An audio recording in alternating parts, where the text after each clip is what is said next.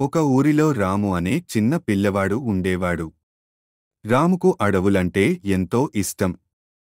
ఒకరోజు సాయంత్రం సమయంలో రాము తన స్నేహితుడు చిన్నంతో కలిసి అడవిలోకి వెళ్ళాడు.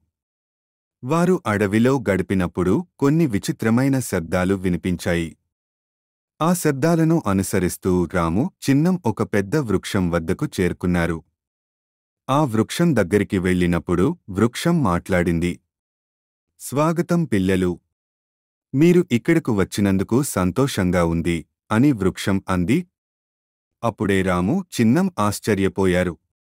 వృక్షం వాళ్లకు చెప్పింది, "ఈ అడవిలో ఒక దాగిన ధనం ఉంది. మీరు ఆ ధనం వెతుక్కోవచ్చు.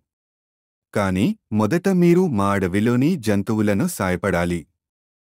వాళ్లు సరే అని అంగీకరించి జంతువులను కలుసుకున్నారు. మొదట కుందేలు వాళ్లకు ఆ సహాయం అడిగింది.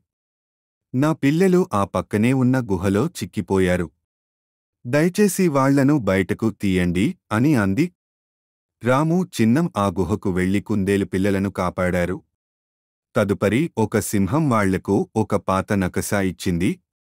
"ఈ నకసా మీకు ధనం దారిని చూపుతుంది" అని సింహం చెప్పింది. నకసాను అనుసరిస్తూ రాము, చిన్నం ఒక రహస్య గుహకు చేరుకున్నారు. ఆ గుహలో బంగారం, రత్నాలు నిండిన పేటిక దొరికింది. వాళ్లు ఎంతో సంతోషపడ్డారు. ఆ ధనం వృక్షానికి చూపించారు. వృక్షం సంతోషంగా, "మీరు ధైర్యంగా జంతువులకు సహాయం చేసి ధనం కనుగొన్నారు.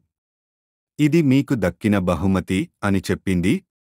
ఈ ప్రయాణం రాముకు, చిన్నంకు జీవనంలో చిరస్మరణీయంగా నిలిచింది.